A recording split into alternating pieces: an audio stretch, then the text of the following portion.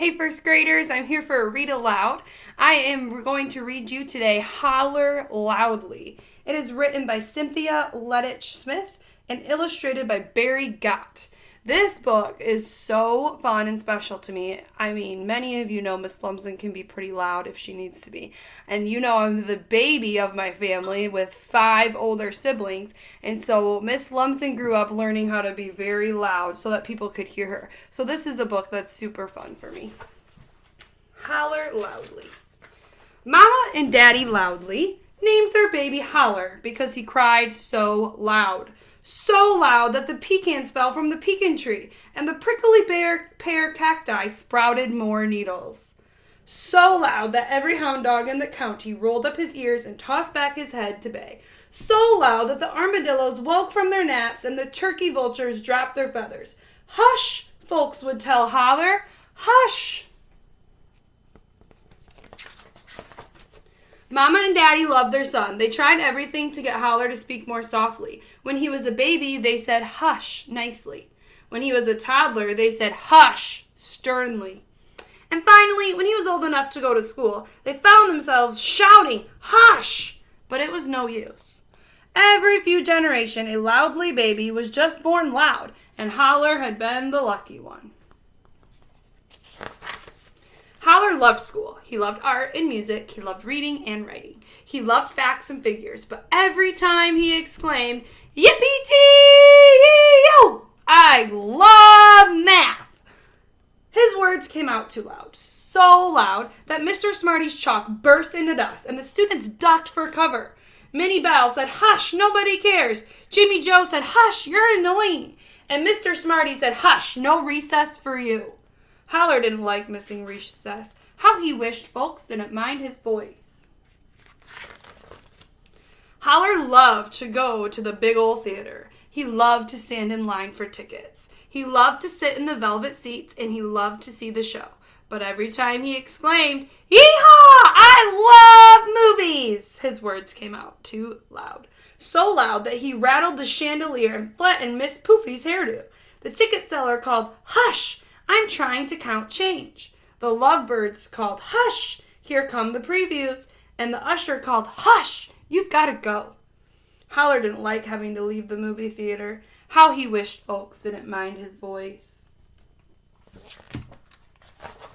Holler loved fishing with Gramps and Gus. He loved baiting his hook with tamales. He loved floating in Gramps' boat. And he loved catching fish, catfish. But every time he exclaimed, Yahoo! Let's land a big one! His words came out too loud. So loud that the boat tipped, sending them soaring kerplash into the lake. The catfish yelled, hush, we're out of here. Gus yelled, hush, there goes my dinner. And Gramps yelled, hush, no more fishing today. Holler didn't like being all wet. How he wished Gramps and cats and catfish didn't mind his voice. Holler was feeling blue, so Mama and Daddy took him to the state fair. He loved cotton candy. He loved the Ferris wheel, and he loved the prize-winning livestock. But when he called, Suey!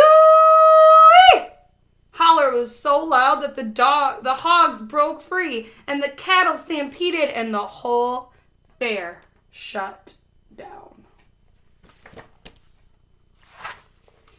Mama's patience had run out. Daddy's devotion had worn thin, but Gramps' barbershop quartet was singing in town square.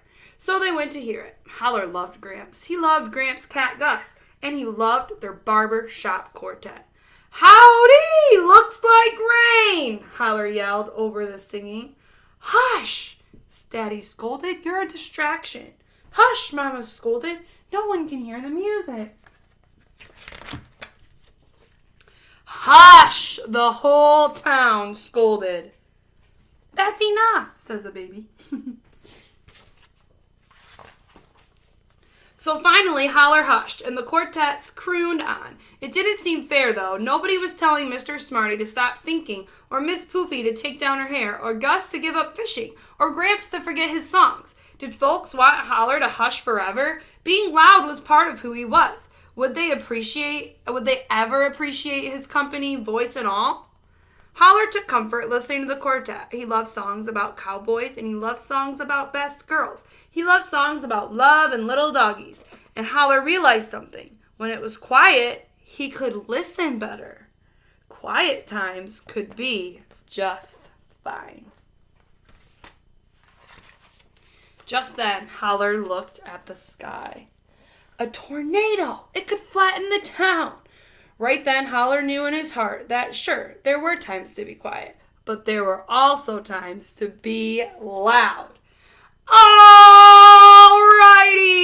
He bellowed so loud that the land rolled and rumbled and rippled and shimmied and shook. So loud that the 10-gallon hat soared in the sky. So loud that Mama and Daddy and Gramps and Gus, men and women, boys and girls, sailed, whoosh, plumb off their boot heels.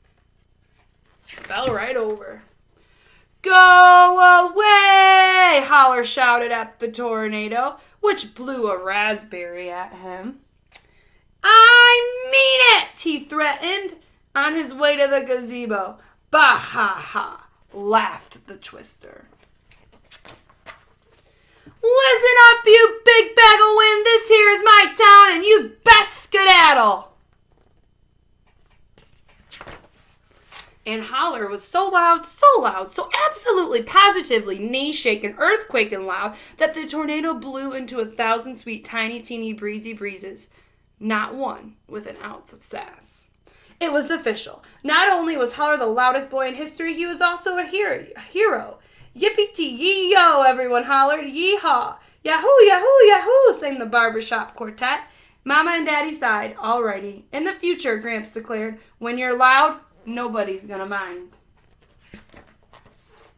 So they all joined hands, cheered, and danced till the cows came home. From that moment on, Holler was quiet at quiet times and loud at loud times. The townsfolk were so delighted they put his name on a very important sign. Holler Loudly Public Library. Please hush. Our hero. The end. All right, I hope you enjoyed my Holler Loudly story. Bye.